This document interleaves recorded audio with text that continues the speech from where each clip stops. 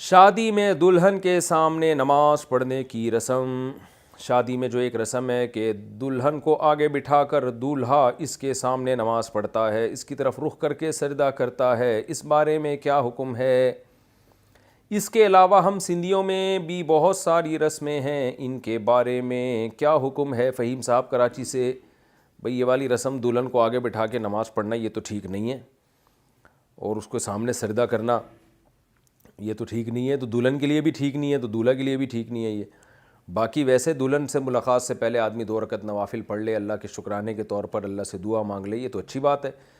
اور آپ نے جو کہا کہ اس کے علاوہ بھی سندھیوں میں بہت ساری رسمیں ہیں، تو وہ کون سی رسمیں ہیں آپ بتائیں گے تو میں بتاؤں گا کہ کون سی، ہر قوم میں ہوتی ہیں، اچھی بھی بری بھی، تو وہ آپ رسمیں ہائی لائٹ کریں گے تو میں بتاؤں گا کہ یہ والی رسم ٹھیک نہیں ہے، یہ والی ٹھیک ہے۔ تو جب تک وہ نہیں ہوگا فہیم بھائی میں کیسے بتا سکتا ہوں، آپ خود سوچیں، جب تک آپ ڈیٹیل نہیں بتائیں گے۔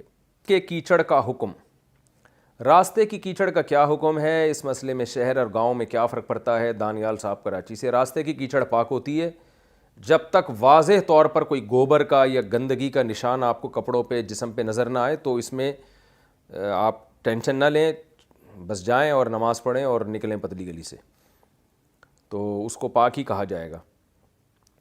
جمعہ کا خطبہ دوسری زبان میں دینا، کیا جمعہ کا خطبہ عربی کے علاوہ اردو یا دیگر زبانوں میں دینا صحیح ہے یا نہیں؟ ابو ناصر قاسمی کویت سے۔ جائز نہیں ہے۔ اس کی چند وجوہات ہیں۔ سب سے پہلی بات یہ ہے کہ قرآن مجید نے اس خطبے کو ذکر اللہ سے تعبیر کیا ہے۔ یا ایھا الذین آمنوا اذا نودی للصلاۃ من یوم الجمعۃ فاسعوا الی ذکر اللہ، جب اللہ کے لیے جمعہ کے لیے ندا کی جائے تو اللہ کے ذکر کی طرف دوڑو۔ اس ذکر میں جمعے کا خطبہ بھی داخل ہے اور جمعے کی نماز بھی داخل ہے، اور ذکر اللہ کی جتنی بھی اقسام ہیں تو وہ اسی زبان میں ہوتی ہیں، عربی زبان میں ہوتی ہیں۔ جیسے ہم صبح و شام کی تسبیحات پڑھتے ہیں یا خود نماز پڑھتے ہیں، وہ سب عربی میں ہیں، تو اس کو ذکر اللہ کہا جا رہا ہے، تو ذکر اللہ تو جو عربی زبان میں ہی ہوتا ہے۔ اس سے بھی بڑھ کر دلیل یہ ہے، آپ بعض لوگ یہ کہتے ہیں کہ جی خطبے کا جو بنیادی مقصد ہے وہ تو نصیحت ہے، اور نصیحت تو جب تک اسی زبان میں نہ ہو سمجھ میں نہیں آتی۔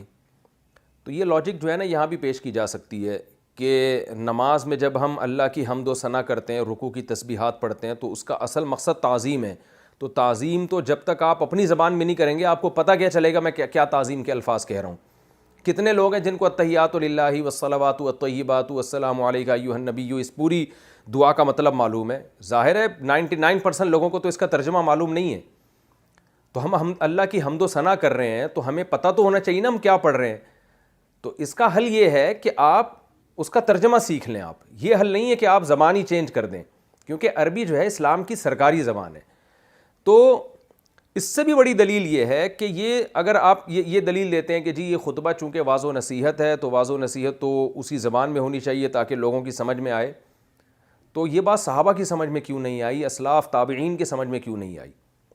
صحابہ کرام، تابعین، تبع تابعین، پوری دنیا میں جہاں بھی گئے ہیں صدیوں تک ہمیں خطبہ عربی میں ہی ملتا ہے۔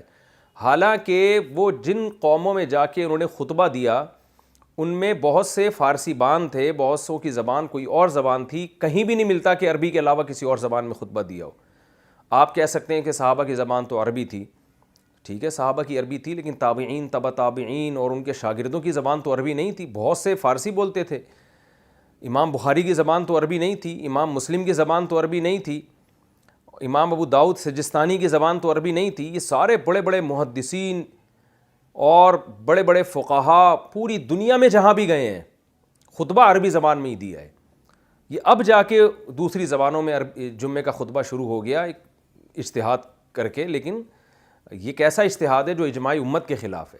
تو اس لیے خطبے کو عربی ہی میں رکھنا چاہیے۔ اور آپ کہہ سکتے ہیں اس میں حکمت کیا ہے؟ حکمت یہ ہے کہ تاکہ عربی زبان سے بھی لوگوں کو مناسبت پیدا ہو، عربی سے بھی لوگ سیکھنے کی کوشش کریں کہ امام صاحب ہمیں کیا نصیحت کر رہے ہیں خطبے میں، تو وہ آہستہ آہستہ عربی بھی پروموٹ ہوتی ہے اس سے۔